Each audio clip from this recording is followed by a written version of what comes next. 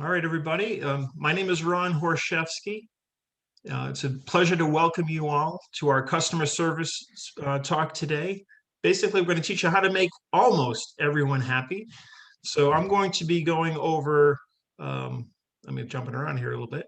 So I'm going to be going over some tools that you can use to train your staff to make them kind of on the same page with you in terms of the expectations with customer service. And Evan's going to jump in and he's going to show you how you can take feedback from your patients and make operational adjustments based on that feedback to help you achieve the expectations you have for customer service. So to go back to where we should be, my name is Ron Horshevsky. I'm a solutions consultant with Raider 8.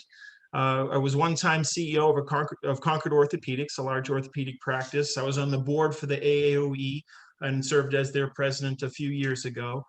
Evan is the CEO and founder of Raider 8, former CEO and founder of SRS Health as well, and also a former practice administrator. So he's dealt with customer service on a number of different levels. So it's a pleasure to welcome you all to our webinar today. One of the things that I want to talk to you about is building a culture of customer service.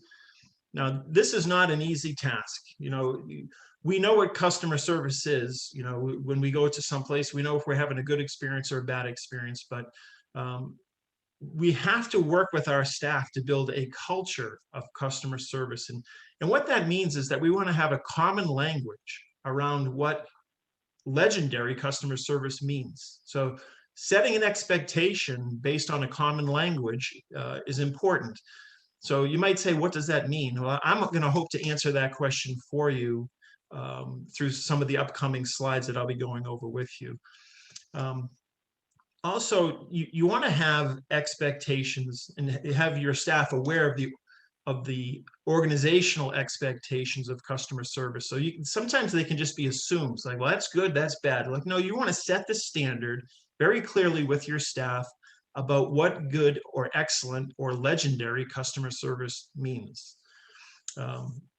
Also, you want to really create an environment whereby customer service experiences can be spoken about and reviewed within your team. This is not an easy thing to do. If you were to take your front desk staff and sit them down and do some role playing, some people may be uncomfortable. I think everybody would be uncomfortable at first, but it would certainly arm people with how to handle different situations. So building a culture of customer service is an environment where people are not afraid to fail. So, okay, we're going to do some role playing. I may look like a fool when I do it, but when Mr. or Mrs. Jones is standing in front of me and I'm having a problem, I'm going to be better armed to deal with that. Also, you want to have an environment where people don't feel like they're being blamed, right? So if I have an unhappy patient in front of me, it doesn't mean it's my fault. Sometimes front desk person or anybody interacting with a patient can just panic and go blank because everybody sees that I have an unhappy patient and they're going to think it's me. If you can disarm that feeling and really challenge folks to feel empowered in that moment to take chances, I think that's where really successful legendary customer service examples come from. I'll tell you just a brief story before I go on with the slides. The Blue Angels, I heard them speak at a conference once, not all of them, just a couple of the previous pilots from the Blue Angels. And what they do after every air show is absolutely amazing. They sit around a table and they all go over the show they just did. There's no rank at the table, everybody's equal, and they just talk through how they can make the show better. And imagine if we did that with customer service experiences. When something went wrong, if we just kind of sat around a table and we had a culture where we could say, maybe next time I'm going to try to make sure that my nonverbal communication is a little bit better. So people walk away with a tool that they can use to feel like they're going to do better the next time they're in this situation. One important aspect, I think, in terms of building a culture of customer service is making sure that everybody in the practice is working towards yes. And we know what this means inherently. When we walk in, I'm in New Hampshire right now. We're probably talking to people from all over the country. I was from Massachusetts. When I walked into the DMV, I could tell everybody in the DMV was working towards no. I don't know if any people can relate to that, but when they're trying to give you what you want or not, right? So if everybody's trying to work towards yes in your practice, like I'm trying to give you exactly what you want, I'm not able to do it. Maybe you'd like to speak with my supervisor. So it's kind of like you're always giving the person the opportunity to get what they want, or that you're working towards giving them what they want. And you just have to understand the significance that tone, eye contact, all your nonverbal postures can have in that type of a communication. So there's words that convey commitment, right? So is there anything else you need? I have the time. I apologize for our mistake. I'll make it right. I'm not sure, but I'll find out. These are all things that indicate that you're working towards yes. Do you need more information or assistance? What is most convenient for you? Imagine yourself in their shoes. Or, it's this very simple. My name is. How are you? Thank you. These are all really important words. The most important word being yes, but all of those words that we just went over are words that will relay that you're trying to work towards yes. Here's an important concept. It's called the arc of distortion. So the arc of distortion is basically the difference between the message that you intended to communicate versus the one that the person received. Okay, there's always a difference between what you intended to say and what the person hears. When you minimize that arc of distortion, then communication is effective. But there are times when you'll recognize that there's an arc of distortion happening and that the person heard something different than what you intended to say. And if you can pick up on that, it's very important. So to minimize the arc of distortion, what you want to do is you want to look at the person that you're talking to, right? Study them. If they respond differently than you expected through their postures, facial expression, think about what you just said, or just kind of restate it in a better way. Albert Mehrabian had a study where he basically said that most of the communication that we do happens from our tone of voice and our body language, right? So it's the nonverbal communication, our body language, that's communicating the most. It's our tone that's communicating the second most. And then it's really the words take a much smaller piece. So you think that the words you're saying are the most important, but it's really how they're being said. So if you recognize that somebody may have heard something different than what you intended to say, then the best thing to do is simply to apologize. All right, so this apology doesn't necessarily mean you're saying, I did something wrong, right? There's a lot of barriers for us to apologize to people because we're going to say, we're feeling like we're taking blame for it. But it's important that you can apologize for a situation. You can just apologize for the situation. So, we try to do better than that. So don't blame anybody else. You don't have to take the blame yourself, but the timing of the apology is critical. So when you see an arc of distortion moment, jump in with an apology and just say, hey, something, we try to do better than this. What can I do to make this better? Would you like to talk to my supervisor? Any of those positive words that we just kind of went through. But the timing is incredibly important. Don't try to explain it away, because explaining it away seems like an excuse, and it just causes escalation of the problem. So kind of shifting gears a little bit. And this is another theoretical thing that you want to have the same understanding, your staff to understand what it means to you. So in terms of customers or patients. Now, I've been in practices or talked to administrators who said, I am upset when somebody refers to a patient as a customer.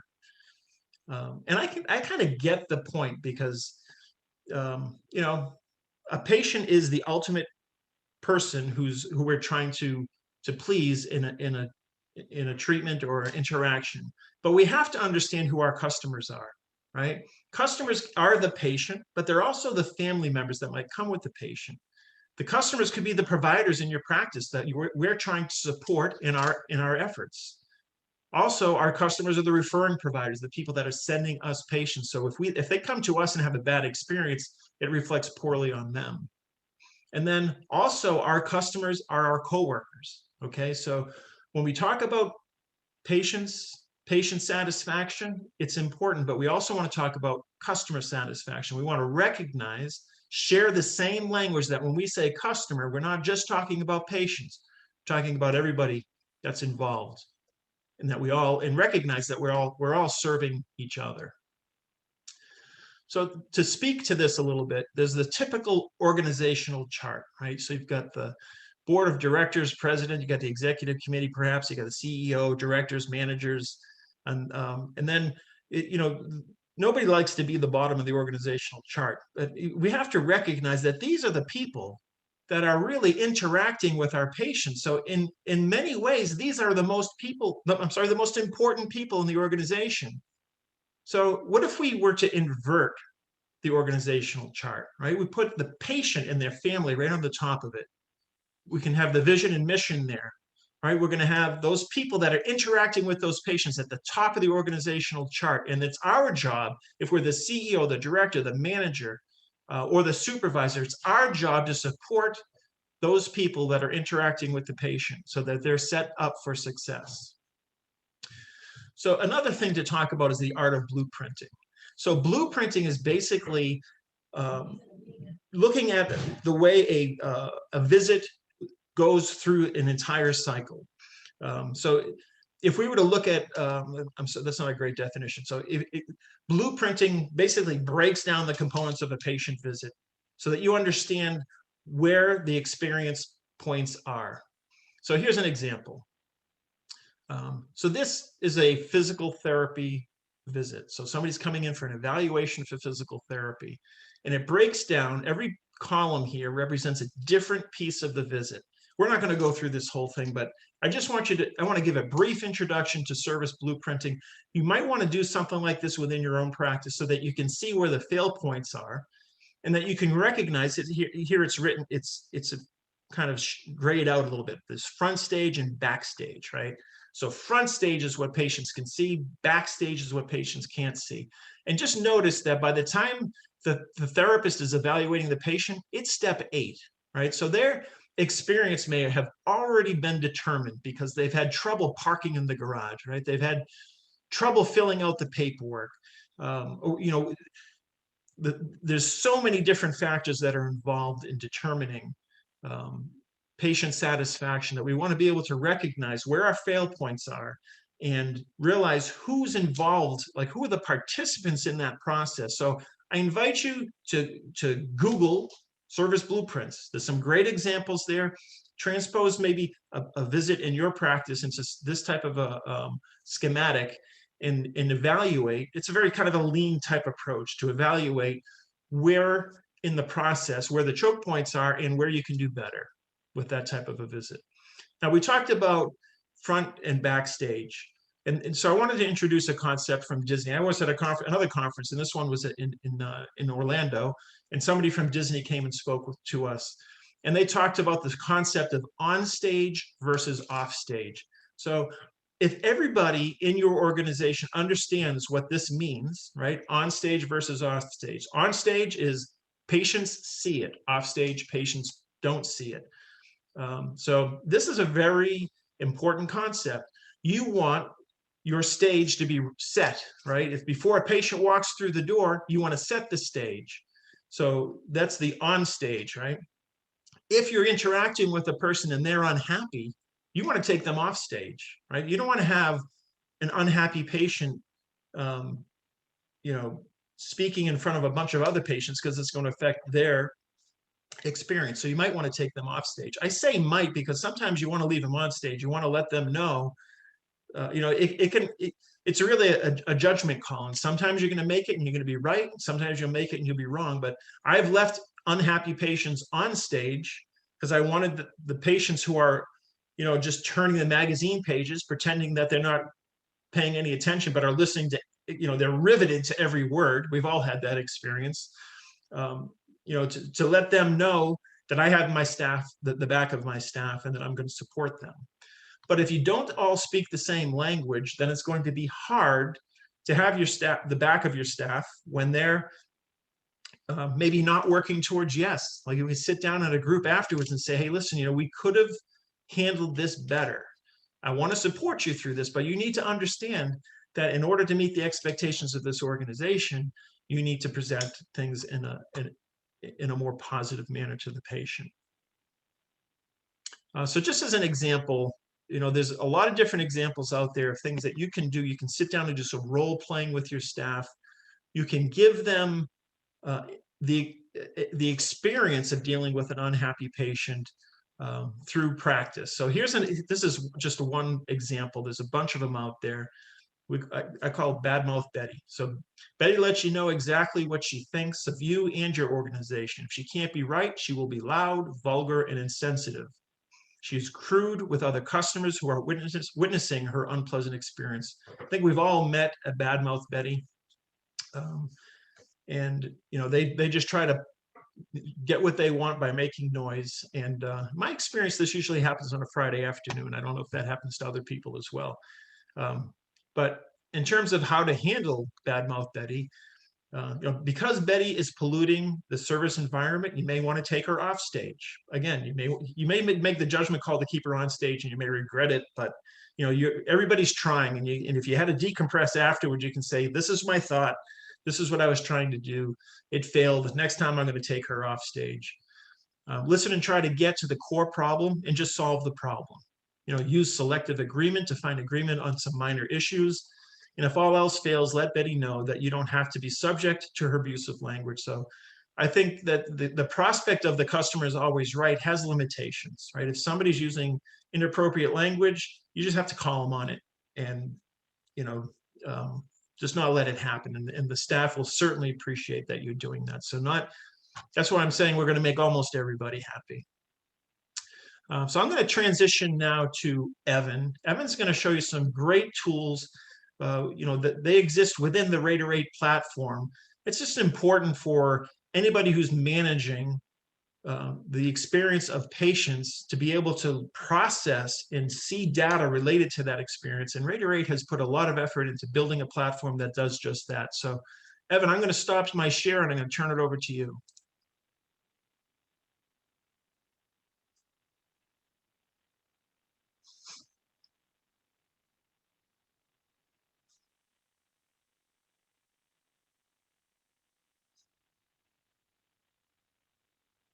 I can't hear you, Evan. That was some great information, Ron. I could have probably used it during my 9 years of running a medical practice.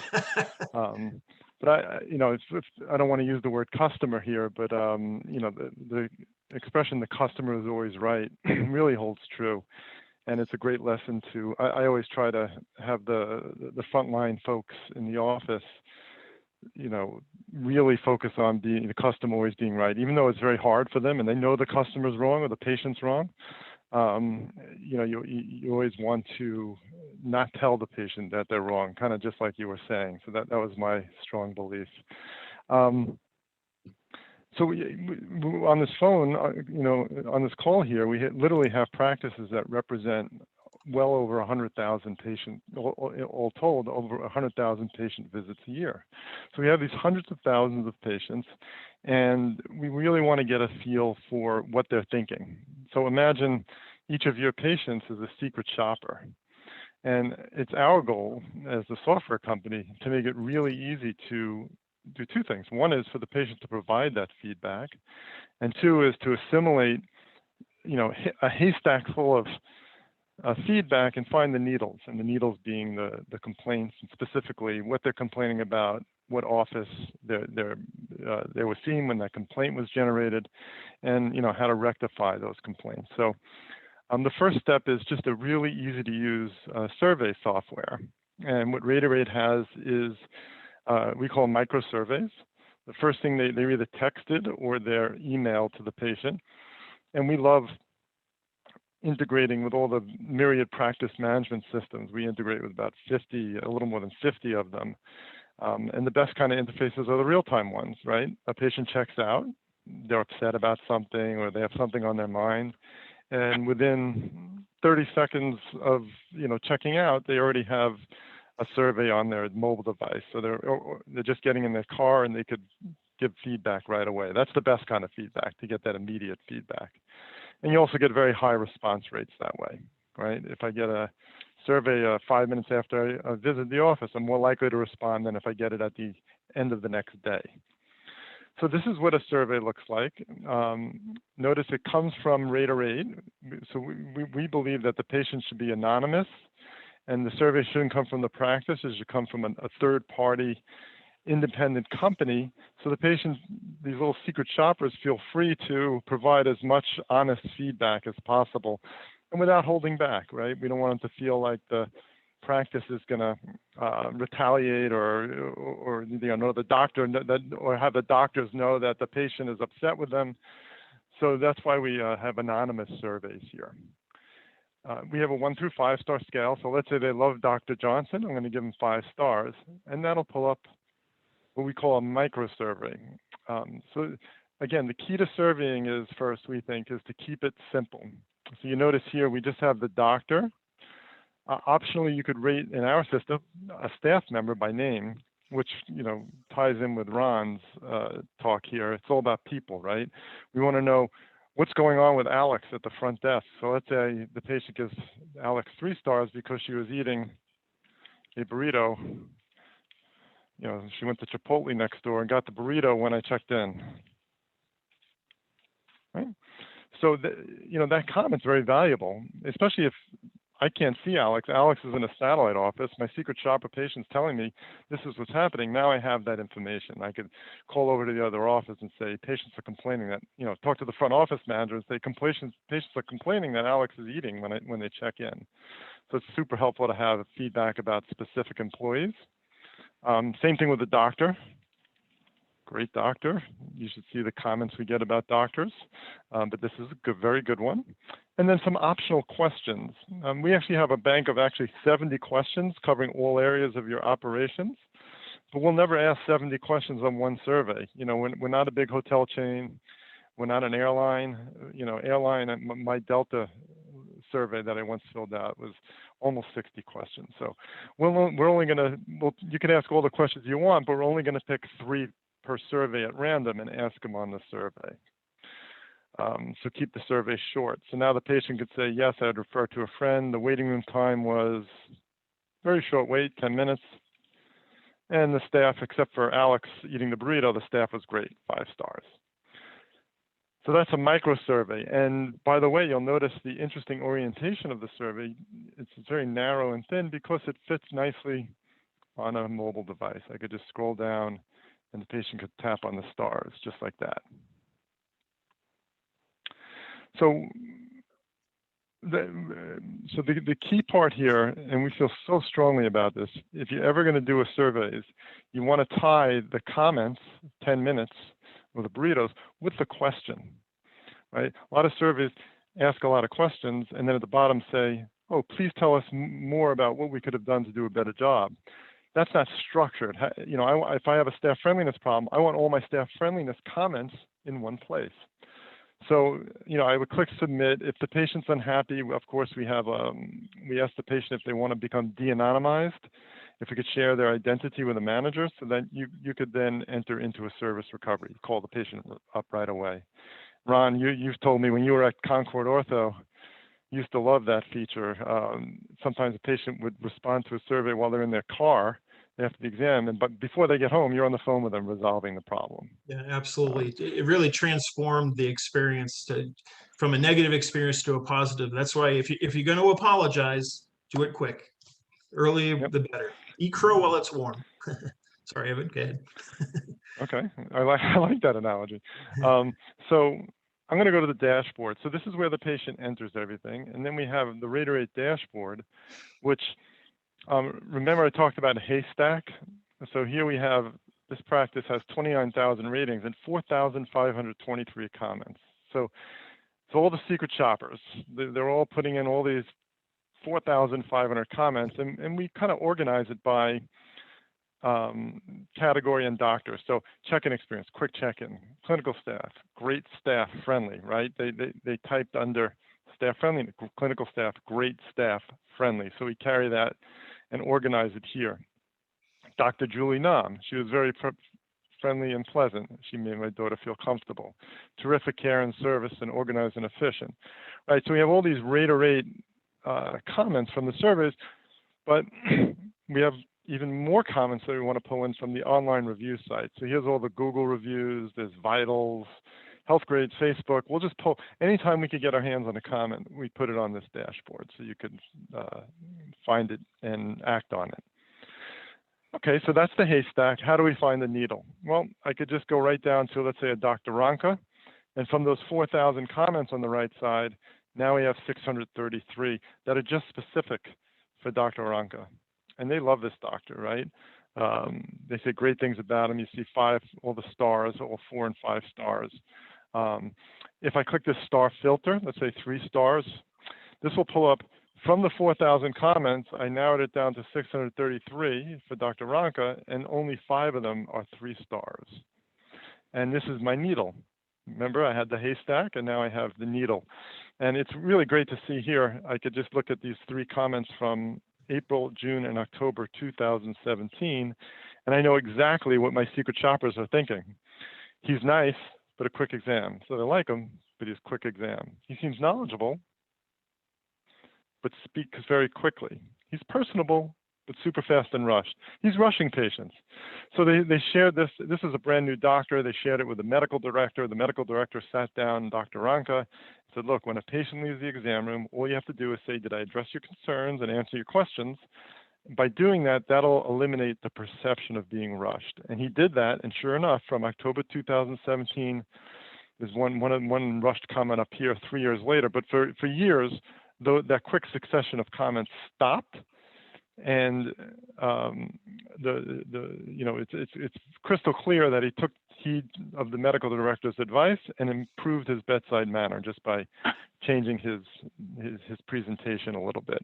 So that's how Rate will get you to some insights that you can act on very quickly. I'm going to pull up staff friendliness. And let's click on some 1 stars and 2 star, get all these comments. So this is another one. I could do it by location. So I could say, oh, Tribeca office. Let me see my 1, 2, 3 star comments. And we could see the complaints. They act like they hate the job. They're rude, standoffish, not welcoming and enthusiastic, unfriendly, a bit uptight. These are all from that same office. So this is the type of data that I want to sit down with the front office manager and say, maybe bring in, tie in some of Ron's lessons, how to apologize to a patient, how to handle an unhappy patient. Patient's always right. Coach the front office manager, coach the staff, and look for improvements and decreases in these comments. This is very important to have that information. And likewise, if I click on the 5-star comments, just from a pure motivational tool, you want to say to the staff, you're exceptionally present. Everyone's friendly and kind. You want to give them the good feedback as well as the bad feedback. So motivate them and also improve. So that's a little bit about how, once you enter data on these surveys, how we organize, slice and dice, and you're able to find what you need right away. Last thing I'll show you is a benchmarking report. So this is a report where we benchmark this practice against other Rater A practices. And we see this practice has a 478 for staff friendliness, and Rater 8 has a 483. So they're below the benchmark. And every practice, these are the questions they're asking. You could just see how you stand. And this is, again, finding needles in a haystack. Where do I have the biggest problem in this practice operationally? With my staff friendliness. I'm below the benchmark. And if I look, this is a great story, by the way. They got a new administrator at the beginning of the year, and they've been below the benchmark pretty much every month. You could see the horizontal lines of benchmark, but the last 4 months, they've been above the benchmark. They've really been digging into the data and coaching and training the front desk staff. So this shows how effective they've been in improving their staff friendliness scores. So this score used to be worse.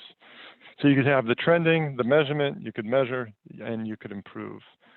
Also, I'll show, I click this location button. So now I can look at staff friendliness by location. And I do see that Tribeca office, they're way below the benchmark. Upper West Side's closer to the benchmark. So by having the office breakout, I could identify and incentivize offices that are doing poorly and incentivize them and train them to make sure they're doing a better job. Plus, if you have a lot of offices, it would be great to get the offices that have the highest scores, the managers, to talk to the front office staff at the lower score practices, to talk about the best practices. What are my hiring practices? How do I train? How do I coach? What's my criteria for replacing an employee? Things like that are really good conversations to have. And the benchmarking report here will give you that data so you can have those conversations. And then lastly, we could compare to associations or groups of practices. So these 176,000 staff friendliness responses is from Raterate, but you could say I want to see all ophthalmology practices or New York City practices. So just other cuts of data so that you're comparing your practice to practices that are more like yours, not just the average Raterate client. So that's just a little overview. Oh, very last thing, you could also do employee breakout. So I could click on where your questions and concerns addressed. This doctor, that was the one, he's above the benchmark, but the lowest, and you could go down, you could see the doctors are the highest. And I might want to export that to a PDF, send it around to the medical director, or send it to the doctor so they can see where they stand with all these different questions. It's great stuff, Evan. Yeah, so that concludes the data collection and how we collect and display and organize data and benchmark. And it concludes the webinar. I'm happy to hang around and Ron too for a few minutes if anyone has any questions, or Mark if you want to make any announcement. Feel free to raise your hand or just hit the chat button if you have a question. I know one thing that we do, Evan, is we do the scorecards for practices. So if anybody wants a scorecard for their practice where we do an online review analysis, we'll show you what the Google Health Grades, Vitals, WebMD scores are for your practice, as well as a Google My Business Reputation scorecard to show you how robust your Google My Business listings are for the practice. We do that for free. And we're happy to go over those with you. It's because sometimes this is the starting point, right? If you're starting an initiative for customer service, let's get the baseline, let's establish the baseline, and then we'll go from there. It's something to build upon. Right, so if you want, here's a scorecard. So a scorecard is we'll actually go through all your Google listings, show you the number of reviews, the star rating, and each element of the listing and what's available and what's missing. And we'll also do for you, compare your Google Health Grades, Vitals, and WebMD and see how your doctors stack up, just to kind of give you a feel for where you stand on the online in the online world, how your online reputation stacks up. So if you want that, you could just email info@rater8.com and we'll set you up with a scorecard. We'll also be sending a recording of today's webinar, and you could also reply to that email directly requesting the scorecard, and we would be happy to prepare that for you. Great. Thank you, Mark. Any questions out there? So maybe we can wrap up. We're here if you need us. If you have any questions afterwards, my email is ron@rater8.com. And Evan, what's yours? I forget yours. Evan, EVAN @rater8.com. That was pretty easy. Ron, as long as you didn't put your last name in your email address. That's right. Very important. All right, have a great day, everybody. Thank you. Thank you for your time.